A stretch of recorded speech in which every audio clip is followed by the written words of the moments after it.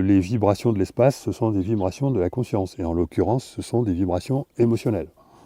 D'accord ? Bon, il y a une extrêmement large gamme de vibrations émotionnelles à tous les niveaux, dans toutes les échelles de l'univers, et même pour un individu, pour un homme, il y a déjà trois échelles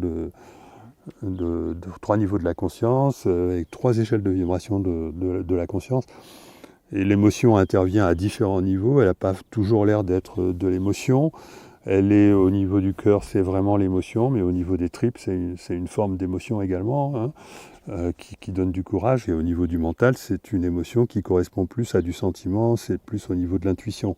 C'est-à-dire que quand on a une intuition, c'est quelque chose qu'on ressent au départ. Et ce n'est que dans un deuxième temps qu'on arrive à décoder ce ressenti pour le transformer en information à destination du mental. Et c'est quelque chose que le scientisme ou la science matérialiste néglige complètement, c'est la compréhension du fait que l'intelligence, elle se décline en trois niveaux, et même plus que ça, parce qu'en fait, ce qu'on appelle l'intelligence, le QI, c'est plutôt l'intelligence analytique, hein, alors qu'en fait, il faut tenir compte aussi de l'intelligence intuitive, cerveau droit.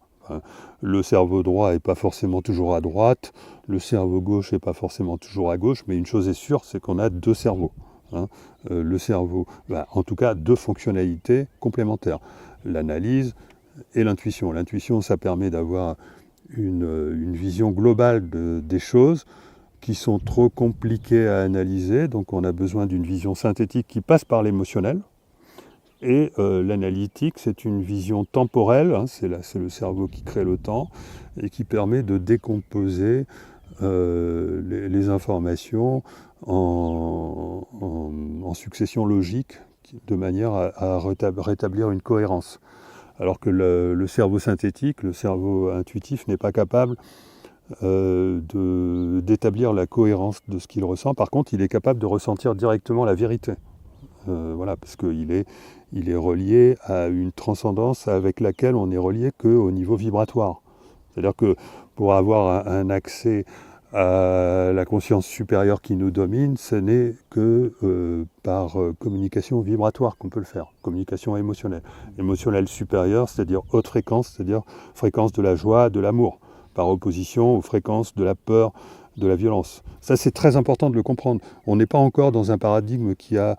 je sais qu'il y a des recherches qui commencent à mettre ça un petit peu en évidence, mais on n'a pas encore compris scientifiquement la réalité de l'impact de la nature même vibratoire. Tant qu'on n'a pas fait le lien entre les émotions et la conscience et l'espace, on ne sera pas capable de le faire en science. Mais bon, moi je fais ce lien de manière intuitive, mais aussi un peu de manière objective, hein, mais à travers une vision du monde un petit peu plus élaborée, qui dépasse un peu les frontières de la physique quand même. Hein. La peur, c'est une vibration basse qui ne peut pas transformer d'information et qui dit qu'il n'y a qu'une seule chose à faire, c'est la fuite. C'est la mort, c'est la fuite, enfin bon, pas la mort, mais la fuite, la protection, etc. Pas de choix. Tandis que les vibrations élevées, qui correspondent à la joie, l'amour, enfin, etc., à la sérénité, la confiance, etc., sont des vibrations de haute fréquence qui permettent au multivers d'exprimer toutes ces potentialités. Donc à la confiance de s'installer, parce que la confiance, elle te dit, mais parmi toutes les possibilités d'évolution, il y en a une qui est la bonne.